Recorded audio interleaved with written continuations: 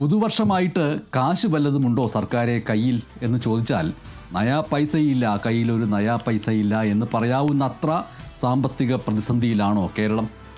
അങ്ങനെയൊരു സംശയം ചില സാമ്പത്തിക വിദഗ്ധരെങ്കിലും ഉന്നയിക്കുന്നുണ്ട്. നമ്മുടെ കേരളം സാമ്പത്തികമായി ഇന്ന് എവിടെ നിൽക്കുന്നു എന്നതാണ് ആ ചോദ്യം. പുറമേ കാണുന്ന തിളക്കമുള്ള വികസന ഗാഥകൾക്കും ക്ഷേമ പദ്ധതികൾക്കുമെല്ലാം അപ്പുറം ആഴത്തിലുള്ള ഒരു ഗർത്തത്തിലേക്ക് നമ്മുടെ സംസ്ഥാനത്തിൻ്റെ സാമ്പത്തിക ഭദ്രത പതിക്കുകയാണ്. അക്കൗണ്ടന്റ് ജനറലിൻ്റെ ഏറ്റവും പുതിയ കണക്കുകൾ പുറത്തു വരുമ്പോൾ ഓരോ മലയാളിയും നെഞ്ച് പിടയ്ക്കാൻ നിർബന്ധിതരാവുകയാണ്. കേരളം ഇന്ന് അതീവ ഗുരുതരമായൊരു ധനപ്രതിസന്ധിയിലൂടെയാണ് കടന്നു പോകുന്നത്. കേവലം ഒരു സാമ്പത്തിക മാന്ദ്യം എന്നതിലുപരി വരും മാസങ്ങളിൽ ഭരണസ്തംഭനത്തിലേക്ക് വരെ നീങ്ങിയേക്കാവുന്ന ഒരവസ്ഥയാണ്. ഈ ആപൽക്കരമായ സാമ്പത്തികാവസ്ഥയെക്കുറിച്ച് ചർച്ച ചെയ്യാതിരിക്കാൻ കഴിയില്ല. 1980കളിൽ കേരളം ഇപ്പോഴത്തേതിന് സമാനമായ ഒരു പ്രതിസന്ധി നേരിട്ടിരുന്നു.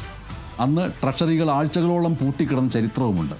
എന്നാൽ ഇന്ന് സാഹചര്യം മാറേണ്ടതായിരുന്നു. പക്ഷേ ഏജി നൽകുന്ന താൽക്കാലിക കണക്കുകൾ പ്രകാരം 8 മാസം കൊണ്ട് തന്നെ നമ്മുടെ റവന്യൂ കമ്മി ബജറ്റിൽ പ്രതീക്ഷിച്ചതിനേക്കാൾ എത്രയോ മടങ്ങ് വർദ്ധിച്ചിരിക്കുകയാണ്. എന്താണ് ഇതിൻ്റെ അർത്ഥം? ലളിതമായി പറഞ്ഞാൽ വീട്ടിലെ ചെലവ് വരുമാനത്തേക്കാൾ അധികമായിരിക്കുന്നു എന്നുള്ളതാണ്. വരുമാനം വർദ്ധിക്കുന്നില്ല എന്നല്ല, മറിച്ച് വരുമാനത്തേക്കാൾ വേഗത്തിൽ ചെലവ് കുതിക്കുന്നു എന്നതാണ് സത്യം. നമുക്കറിയാം, തൊട്ടു മുന്നിൽ ഒരു തദ്ദേശ തെരഞ്ഞെടുപ്പ് എന്നുള്ള നിലയ്ക്ക് നേരത്തെ തന്നെ ചില ക്ഷേമ പദ്ധതികൾ പ്രഖ്യാപിച്ചിരുന്നു. അതിന് പിന്നാലെ നിയമസഭാ തെരഞ്ഞെടുപ്പ് വരാൻ പോകുന്നു. ഏതൊരു സർക്കാരിനെ സംബന്ധിച്ചിട്ടും ഈ ഒരു കാലയളവ് ക്ഷേമ പ്രഖ്യാപനങ്ങളുടെ കാലമാണ്, സംശയമില്ല. പാവപ്പെട്ടവർക്ക് പെൻഷൻ നൽകണം, കിറ്റുകൾ നൽകണം, വികസനം പ്രത്യക്ഷീഭവിപ്പിക്കണം. ഇതൊക്കെ നല്ലതാണ്. പക്ഷേ കയ്യിൽ പണമില്ലാത്തപ്പോൾ കടം വാങ്ങിയിട്ട് സദ്യ വിളമ്പുന്ന അവസ്ഥയിലാണോ കാര്യങ്ങൾ പോകുന്നത് എന്നുള്ള ചോദ്യങ്ങൾ വരികയാണ്. ശമ്പളവും പെൻഷനും മുടക്കാൻ സർക്കാരിന് കഴിയില്ല. കാരണം അത് ഒരു വലിയ ജനവിഭാഗത്തെ ബാധിക്കുന്ന കാര്യമാണ്. പിന്നീട് സർക്കാരിന് എന്താണ് ചെയ്യാൻ കഴിയുക? പിന്നെയുള്ളൊരു മാർഗം എന്ന് പറയുന്നത് ആദ്യം വെട്ടിക്കുറയ്ക്കുക വാർഷിക പദ്ധതികളാണ്. അതായത് ഈ നാടിൻ്റെ നാളത്തെ വികസനത്തിനായിട്ട് മാറ്റിവെച്ച തുക ആണ് അത് എടുക്കുന്നത്. പാലങ്ങളും റോഡുകളും സ്കൂളുകളും നിർമ്മിക്കേണ്ട പണം എടുത്തിട്ട് ദൈനംദിന ചെലവുകൾക്കായിട്ട് വക മാറ്റുന്നു. കഴിഞ്ഞ കുറേ വർഷങ്ങളായിട്ട് ഈ ഒരു അട്ടിമറി മറ്റ് പല സംസ്ഥാനങ്ങളിലും എന്ന പോലെ തന്നെ കേരളത്തിലും നടന്നുകൊണ്ടിരിക്കുകയാണ്. ഭാവിയിലേക്ക് ചെയ്യേണ്ടുന്ന കാര്യങ്ങൾക്കുള്ള തുക ഇപ്പോഴത്തെ കാര്യങ്ങൾക്ക് വേണ്ടി എടുത്ത് ചെലവാക്കുന്ന അവസ്ഥയിലേക്ക് മാറുന്നു. കേരളം നേരിടുന്ന ഏറ്റവും പ്രധാനപ്പെട്ടൊരു വലിയ വെല്ലുവിളി എന്ന് പറയുന്നത് കടമെടുപ്പ് പരിധിയിൽ കേന്ദ്രം ഏർപ്പെടുത്തിയ നിയന്ത്രണമാണ്. കേരളത്തെ ഞെരുക്കുക എന്നുള്ള ലക്ഷ്യം വെച്ചുകൊണ്ട് BJP സർക്കാർ കേരളത്തെ ഒതുക്കുകയും കേരളത്തെ അടിമ മനോഭാവത്തിലേക്ക് മാറ്റുകയും ചെയ്യുന്നുവെന്ന് ഭരണപക്ഷവും പ്രതിപക്ഷവും ആരോപിച്ചുകൊണ്ടിരിക്കുന്നു. എന്തായാലും കേരളം നേരിടുന്ന പ്രധാനപ്പെട്ട വെല്ലുവിളിയായിട്ട് ഈ കടമെടുപ്പ് പരിധിയിൽ കേന്ദ്രം ഏർപ്പെടുത്തിയിട്ടുള്ള നിയന്ത്രണം നമ്മുടെ മുന്നിൽ നിൽക്കുന്നുമുണ്ട്. അവിടെയാണ് കിഫ്ബിയും അതേപോലെ തന്നെ സോഷ്യൽ സെക്യൂരിറ്റി പെൻഷൻ ലിമിറ്റഡും ഒക്കെ ചർച്ചയാകുന്നത്. ബജറ്റിന് പുറത്ത് കടമെടുത്ത് വികസനം നടത്താനാണ് കിഫ്ബി രൂപീകരിച്ചത്. അത് ക്ഷേമ പെൻഷൻ നൽകാൻ കമ്പനിയും ഉണ്ടാക്കി. പക്ഷേ കേന്ദ്ര സർക്കാർ എടുത്ത നിലപാട് എന്താണ്? ഒരു പുതിയ നിലപാട്. ഈ കമ്പനികൾ എടുക്കുന്ന കടം എന്ന് പറയുന്നത് സംസ്ഥാനത്തിൻ്റെ കടമായിട്ടേ കണക്കാക്കൂ എന്നുള്ള കർശനമായിട്ടുള്ള ഒരു വ്യവസ്ഥ വയ്ക്കുകയുണ്ടായി. ഇതോടുകൂടി കേരളത്തിൻ്റെ കൈയും കാലുമെല്ലാം കെട്ടിയിടപ്പെട്ട അവസ്ഥയിലേക്ക് മാറി. കടമെടുപ്പ് പരിധി വെട്ടിക്കുറച്ചു. കഴിഞ്ഞ സാമ്പത്തിക വർഷത്തിൻ്റെ അവസാനം കേന്ദ്രം ഏകദേശം 6000 കോടി രൂപയാണ് കടമെടുപ്പ് പരിധിയിൽ നിന്ന് കുറച്ചത്. ഇതിനെതിരെ കേരളം സുപ്രീം കോടതിയെ സമീപിക്കുകയുണ്ടായി. ഭരണഘടനാ ബെഞ്ച് ഇത് പരിഗണിക്കുന്നുമുണ്ട്. കോടതി കനിയുമോ എന്നുള്ളത് കണ്ടറിയേണ്ട കാര്യമാണ്. ഇനി അതോ കേന്ദ്രത്തിൻ്റെ സാമ്പത്തിക അച്ചടക്കവാദം അത് ജയിക്കുന്ന അവസ്ഥയിലേക്ക് മാറുമോ? കേരളത്തിൻ്റെ ഭാവി എന്തായാലും ഈ വിധിയിൽ തൂങ്ങിക്കിടക്കുന്നൊരവസ്ഥയിലാണ്. കേന്ദ്രത്തെ മാത്രം കുറ്റം പറഞ്ഞിട്ട് നമുക്ക് കൈകഴുകാൻ കഴിയുമോ എന്നുള്ള ചോദ്യം മറുഭാഗത്തു നിന്ന് ഉയരുന്നുണ്ട്. റവന്യൂ കമ്മിയുടെ ഗ്രാൻഡ് നിർത്തലാക്കുമെന്നുള്ള കാര്യം നമുക്ക് നേരത്തെ അറിയാമായിരുന്നു. GSTയുടെ നഷ്ടപരിഹാരം അവസാനിക്കുമെന്നും അറിയാമായിരുന്നു. അതിന് പകരമായിട്ട് വരുമാനം കണ്ടെത്താൻ നമ്മൾ എന്ത് മുൻകരുതലാണ് എടുത്തതെന്നുള്ള ചോദ്യം വിമർശനമായിട്ട് വരികയും ചെയ്യും. ഇവിടെയാണ് ഉദ്യോഗസ്ഥ തലത്തിലുള്ള അനാസ്ഥയെക്കുറിച്ച് നമ്മൾക്ക് പറയേണ്ടി വരുന്നത്. പല കേന്ദ്രാവിഷ്കൃത പദ്ധതികളുടെയും വിഹിതം കൃത്യസമയത്ത് അപേക്ഷിക്കാത്തതുകൊണ്ടും നിബന്ധനകൾ പാലിക്കാത്തതുകൊണ്ടും നമുക്ക് നഷ്ടമാകുന്നു എന്നുള്ളതൊരു യാഥാർത്ഥ്യമല്ലേ? പ്രത്യേകിച്ചും രാഷ്ട്രീയ കാരണങ്ങളാൽ കേന്ദ്രത്തിൻ്റെ ചില പദ്ധതികളോട് നമ്മൾക്ക് മുഖം തിരിച്ചു നിൽക്കേണ്ടി വരുന്ന അവസ്ഥ വന്നിട്ടുണ്ട്. ആ ഒരു പ്രവണത പ്രബലമായിട്ടുമുണ്ട്. അതിൻ്റെ പിറകിൽ പ്രത്യക്ഷവും ആയിട്ടുള്ള രാഷ്ട്രീയവുമുണ്ട്. എന്തായാലും അങ്ങനെ നിരവധിയായിട്ടുള്ള കാരണങ്ങൾ കൊണ്ട്, രാഷ്ട്രീയമായിട്ടുള്ള കാരണങ്ങൾ കൊണ്ട് കേന്ദ്രത്തിൻ്റെ ചില പദ്ധതികളെ എതിർക്കേണ്ടി വരുന്നു. ആ പദ്ധതികളിൽ നിന്നുള്ള പണം ഞങ്ങൾക്ക് ആവശ്യമില്ല എന്ന് പറയുന്നു. അത് ഫാസിസത്തിനെതിരായിട്ടുള്ള പോരാട്ടത്തിൻ്റെ ഭാഗമായിട്ടൊക്കെ വ്യാഖ്യാനിക്കുകയും ചെയ്യുന്നുണ്ട്. അപ്പോൾ ഒരു അഭിമാന പ്രശ്നം എന്നുള്ള നിലയ്ക്ക് അതിനെ നമ്മൾ ഉയർത്തിപ്പിടിക്കുമ്പോൾ ഖജനാവിൻ്റെ മറുഭാഗത്ത് നഷ്ടപ്പെടുന്നത് കോടിക്കണക്കിന് രൂപയാണ് എന്നുള്ളത് ഒരു യാഥാർത്ഥ്യവുമാണ്. PM-ശ്രീ പദ്ധതിയുമായി ബന്ധപ്പെട്ട് അത് സംസ്ഥാനത്തിൻ്റെ ഏറ്റവും പ്രധാനപ്പെട്ട ചർച്ചയായിട്ട് മാറുകയും ഭരിച്ചുകൊണ്ടിരിക്കുന്ന മുന്നണിയിലെ പ്രധാനപ്പെട്ട ഒരു ഘടകകക്ഷി എതിർപ്പ് പ്രകടിപ്പിക്കുകയും ഒക്കെ ചെയ്തതും അതിനെ തുടർന്നുള്ള വിവാദങ്ങളുമെല്ലാം നമ്മൾ സാക്ഷികളായതാണ്. കേരളം ഇന്ന് നേരിടുന്ന ഈ പ്രതിസന്ധിക്ക് അത് പുതിയൊരു പ്രതിസന്ധി എന്നുള്ളതിലേക്ക് അവതരിപ്പിക്കപ്പെടേണ്ടതില്ല എന്ന് ഭരണപക്ഷം പറയുന്നുണ്ട്. കാരണം ഈ പ്രതിസന്ധിക്ക് പതിറ്റാണ്ടുകളുടെ പഴക്കമുണ്ട്. ചരിത്രത്തിൽ ചില ഘട്ടങ്ങളിലൊക്കെ നമ്മുടെ ട്രഷറികൾ പൂട്ടേണ്ടി വന്ന സാഹചര്യങ്ങൾ വരെ ഉണ്ടായിട്ടുണ്ട്. ഇപ്പോൾ 80കളുടെ പകുതിയോട് കൂടിയിട്ടാണ് കേരളം ആദ്യമായിട്ട് രൂക്ഷമായിട്ടുള്ളൊരു സാമ്പത്തിക ഞെരുക്കത്തിലേക്കൊക്കെ നീങ്ങിയത്.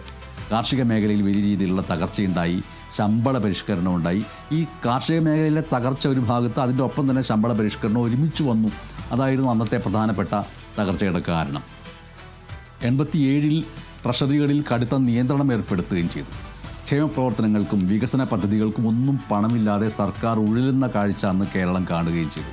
കേരളത്തിൻ്റെ സാമ്പത്തിക ചരിത്രത്തിലെ ഏറ്റവും ഇരുണ്ട നാളുകളിലൊന്ന് എന്നുള്ള നിലയ്ക്കാണ് 1999-2000 കാലഘട്ടത്തെ വിലയിരുത്തുന്നത്. സംസ്ഥാനത്തിൻ്റെ റവന്യൂ കമ്മി മൊത്തം വരുമാനത്തിൻ്റെ 30% മുകളിലെത്തി. അതായത് വരുമാനത്തേക്കാൾ എത്രയോ അധികം ചെലവ് വേണ്ടി വരുന്നു എന്നുള്ള രീതിയിലേക്ക്. 99 ഡിസംബറിലും 2000 ജനുവരിയിലും ശമ്പളം നൽകാൻ പോലും സർക്കാർ പാടുപെട്ടതിൻ്റെ ചരിത്രമുണ്ട്. വികസന പ്രവർത്തനങ്ങൾ പൂർണ്ണമായിട്ട് നിർത്തിവെക്കേണ്ടി വന്നു അന്ന്. 2002 ഫെബ്രുവരിയിൽ റിസർവ് ബാങ്ക് ഓഫ് ഇന്ത്യ കേരളത്തിൻ്റെ ട്രഷറിയുടെ ഇടപാടുകൾ നിർത്തിവെക്കാൻ ഉത്തരവിട്ട ചരിത്രവും നമ്മുടെ മുന്നിലുണ്ട്. പിന്നീട് അതിനെ തുടർന്നിട്ട് അനുവദനീയമായിട്ടുള്ള പരിധിയേക്കാൾ കൂടുതൽ പണം സർക്കാർ ബാങ്കിൽ നിന്നെടുത്തു. അത് തിരിച്ചടയ്ക്കാൻ കഴിയാത്ത അവസ്ഥ വന്നു. അതോടുകൂടി ട്രഷറി പൂട്ടി. 7 ദിവസത്തോളം ട്രഷറിയുടെ ഇടപാടുകൾ നടന്നില്ല. ജീവനക്കാരുടെ ആനുകൂല്യങ്ങളൊക്കെ വെട്ടിക്കുറച്ചും കടുത്ത സാമ്പത്തിക അച്ചവടക്കം കൊണ്ടുവന്നുമാണ് പിന്നീട് സർക്കാർ അതിനെ അതിജീവിച്ചത്. അതൊരു ചരിത്രവുമാണ്. ഇപ്പോൾ GST വന്നപ്പോൾ കേരളത്തെ സംബന്ധിച്ചിട്ട് വലിയ പ്രതീക്ഷയുണ്ടായിരുന്നു. കാരണം കേരളം ഒരു ഉപഭോക്തൃ സംസ്ഥാനം എന്നുള്ള നിലയ്ക്ക് ആണ് നമ്മുടെ മുന്നിലുള്ളത്, കൺസ്യൂമറിസ്റ്റ് സ്റ്റേറ്റ് എന്നുള്ള രീതിയിൽ. അവിടെ സാധനങ്ങൾ എവിടെ ഉൽപ്പാദിപ്പിച്ചാലും അവ വാങ്ങുന്ന സ്ഥലത്താണ് നികുതി ലഭിക്കുക. അതാണ് GSTയുടെ തത്വം എന്ന് പറയുന്നത്. അപ്പോൾ കേരളത്തിന് വലിയ ലാഭം ഉണ്ടാകേണ്ടതായിരുന്നു. പക്ഷേ സംഭവിച്ചത് എന്താണ്? മറ്റൊന്നാണ്. അതെന്താണ്? GST നടപ്പിലാക്കിയപ്പോൾ സംസ്ഥാനങ്ങൾക്കുണ്ടാകുന്ന നഷ്ടം നികത്താൻ ആദ്യത്തെ 5 വർഷം കേന്ദ്രം നഷ്ടപരിഹാരം നൽകിയിരുന്നു. ഇത് 2022 ജൂണിൽ അവസാനിച്ചു. കേരളത്തിന് വർഷം തോറും ലഭിച്ചിരുന്ന 10,000 കോടിയിലധികം രൂപ ഇതോടുകൂടി ഇല്ലാതായി. നേരത്തെ വാറ്റുണ്ടായിരുന്നപ്പോൾ നികുതി നിരക്ക് തീരുമാനിക്കാനുള്ള അധികാരം സംസ്ഥാനത്തിനായിരുന്നു. ഇപ്പോൾ സകലതും GST കൗൺസിലിൻ്റെ കീഴിലാണ്. സിമൻ്റ് ആകട്ടെ, ആഡംബര വസ്തുക്കളാകട്ടെ, ഇവയുടെയൊക്കെ നികുതി കുറയ്ക്കുമ്പോൾ കേരളത്തിന് ലഭിക്കുന്ന വിഹിതത്തിലും വലിയ കുറവുണ്ടാവുകയാണ്. ഈയിടെ നടന്ന നികുതി പുനർനിർണ്ണയം മൂലം കേരളത്തിന് വർഷം 8,000 മുതൽ 10,000 കോടി രൂപ വരെ നഷ്ടമാകുമെന്നാണ് കണക്കാക്കപ്പെടുന്നത്. ഇതര സംസ്ഥാനങ്ങളിൽ നിന്ന് വരുന്ന സാധനങ്ങളുടെ നികുതി, അതായത് IGST, അത് കൃത്യസമയത്ത് സെറ്റിൽ ചെയ്യുന്ന കാര്യത്തിൽ കേന്ദ്രത്തിൽ നിന്ന് കാലതാമസം ഉണ്ടാകുന്നുണ്ട്. ഇതും സംസ്ഥാനത്തിൻ്റെ പണമൊഴുക്കിനെ, ക്യാഷ് ഫ്ലോയിനെ ബാധിക്കുന്നുണ്ട്. വിലക്കുറവ് ഉണ്ട്, പക്ഷേ ജനങ്ങൾക്കത് ലഭിക്കുന്നില്ല. അത് പ്രധാനപ്പെട്ട കാര്യമാണ്. ചില സാധനങ്ങളുടെ GST കുറച്ചു, അത് വലിയ രീതിയിൽ ആഘോഷിക്കപ്പെട്ട വാർത്തയായിട്ട് നമ്മുടെ മുന്നിൽ വരികയും ചെയ്തിരുന്നു. പക്ഷേ GST ചില സാധനങ്ങളുടെ കുറച്ചാലും കമ്പനികൾ വില കുറയ്ക്കാതെ ആ ലാഭം സ്വന്തമാക്കുന്ന ഒരു വഞ്ചന നടന്നുകൊണ്ടിരിക്കുന്നുണ്ട്. ആ വഞ്ചനയെ തടയാൻ കൃത്യമായിട്ടുള്ള സംവിധാനം ഇവിടെ ഇല്ലാത്തതും സർക്കാരിനെ സംബന്ധിച്ചിട്ട് വെല്ലുവിളിയാണ്. ചുരുക്കത്തിൽ കടം വാങ്ങാനുള്ള പരിധി കേന്ദ്രം കുറയ്ക്കുകയും കിഫ്ബി പോലുള്ളവ വഴിയുള്ള കടം സംസ്ഥാനത്തിൻ്റെ തലയിൽ വയ്ക്കുകയും ചെയ്തതോടുകൂടി കേരളത്തിൻ്റെ പണം കണ്ടെത്താനുള്ള വഴികൾ അടഞ്ഞു എന്ന് തന്നെ പറയേണ്ടി വരും. അതേസമയം ശമ്പളം, പെൻഷൻ ഇങ്ങനെയുള്ള സ്ഥിരം ചെലവുകൾ, അതായത് കമ്മിറ്റഡ് എക്സ്പെൻഡിച്ചർ എന്നാണ് പറയുക, അത് ഈ സ്ഥിരം ചെലവുകൾ ഓരോ വർഷവും വർദ്ധിക്കുകയും ചെയ്യുന്നു. അങ്ങനെ ഒരു കത്രിക പൂട്ടിൽ പെട്ടതുപോലെയാണ് കേരളത്തിൻ്റെ സാമ്പത്തികാവസ്ഥ ഇപ്പോഴുള്ളത്. അതിൽ കുടുങ്ങിക്കിടക്കുന്ന അവസ്ഥയിലേക്കാണ്. അവിടെയാണ് പ്രധാനപ്പെട്ട ചോദ്യം വരുന്നത്, നമ്മൾ എങ്ങോട്ടാണ് ഇനി പോകുന്നത്? മുന്നിൽ തീർച്ചയായിട്ടും വലിയ വെല്ലുവിളികളുണ്ട്. തൊഴിലുറപ്പ് പദ്ധതിയിലെ മാറ്റങ്ങൾ അതിൽ പ്രധാനപ്പെട്ട കാര്യമായിട്ട് വരുന്നു. GST നിരക്കിലെ കുറവ് മൂലമുള്ള വരുമാന നഷ്ടം നമ്മുടെ മുന്നിലുണ്ട്. ഏറ്റവും പ്രധാനമായിട്ട് വരാനിരിക്കുന്നത് ശമ്പള പരിഷ്കരണവുമാണ്. ഈ ശമ്പള പരിഷ്കരണം നടപ്പാക്കുമ്പോൾ ഖജനാവിനുണ്ടാകുന്ന ആഘാതം താങ്ങാൻ കേരളത്തിന് കഴിയുമോ? ധനകാര്യ കമ്മീഷൻ ഇത്തവണയെങ്കിലും കേരളത്തിൻ്റെ സവിശേഷമായിട്ടുള്ള സാഹചര്യം പരിഗണിക്കുമോ? കേരള വികസന മാതൃക ലോകമെമ്പാടും ചർച്ച ചെയ്യപ്പെട്ട ഒന്നാണ്. ആരോഗ്യത്തിൻ്റെ കാര്യത്തിൽ, വിദ്യാഭ്യാസത്തിൻ്റെ കാര്യത്തിലൊക്കെ നമ്മൾ മുന്നിലാണ്. പക്ഷേ ഈ മാതൃക സുസ്ഥിരമായിട്ട് മുന്നോട്ട് കൊണ്ടുപോകണമെങ്കിൽ വിഭവങ്ങൾ നമ്മൾ തന്നെ കണ്ടെത്തണം. കടം വാങ്ങിയിട്ട് മാത്രം ഒരു നാടിനെ മുന്നോട്ട് കൊണ്ടുപോകാൻ കഴിയില്ല എന്നുള്ളത് കണിശമായിട്ട് ഓർക്കേണ്ട കാര്യമാണ്. രാഷ്ട്രീയമായിട്ടുള്ള മുതലെടുപ്പുകൾക്കെല്ലാം അപ്പുറം സംസ്ഥാനത്തിൻ്റെ ധനസ്ഥിതി എന്ന് പറയുന്നത് ഒരു ധവളപത്രത്തിലൂടെ ജനങ്ങളെ ബോധ്യപ്പെടുത്താനും കർക്കശമായിട്ടുള്ള സാമ്പത്തിക അച്ചടക്കം പാലിക്കാനും സർക്കാർ തയ്യാറാകേണ്ടിയിരിക്കുന്നു. ആഡംബരങ്ങൾ, അനാവശ്യ ചെലവുകൾ ഒഴിവാക്കേണ്ടിയിരിക്കുന്നു. പ്രത്യേകിച്ചും ഒരു നിയമസഭാ തെരഞ്ഞെടുപ്പ് വരാനിരിക്കെ ഏതെങ്കിലും തരത്തിൽ സർക്കാർ ആഡംബരങ്ങൾക്കും അനാവശ്യ ചെലവുകൾക്കും പിറകെ പോകുന്നുവെന്ന് പൊതുജനത്തിന് തോന്നുന്നുണ്ടെങ്കിൽ അത് വലിയ രീതിയിലുള്ള വിമർശനങ്ങൾക്കിടയാക്കുമെന്നതിൽ യാതൊരു സംശയവുമില്ല. അപ്പോൾ ഈ രീതിയിലുള്ള ആഡംബരങ്ങളും അനാവശ്യ ചെലവുകളും എല്ലാം ഒഴിവാക്കിക്കൊണ്ട് നാളെയുടെ വികസനത്തിന് വേണ്ടിയിട്ട് കരുതി വെക്കേണ്ടിയിരിക്കുന്നു എന്നാണ് പറയാനുള്ളത്. അങ്ങനെ ചെയ്തില്ല എങ്കിൽ വരും തലമുറ നമ്മോട് ചോദിക്കും, നിങ്ങൾ ഞങ്ങൾക്ക് വേണ്ടി എന്താണ് കരുതി വെച്ചത് എന്നുള്ളത്.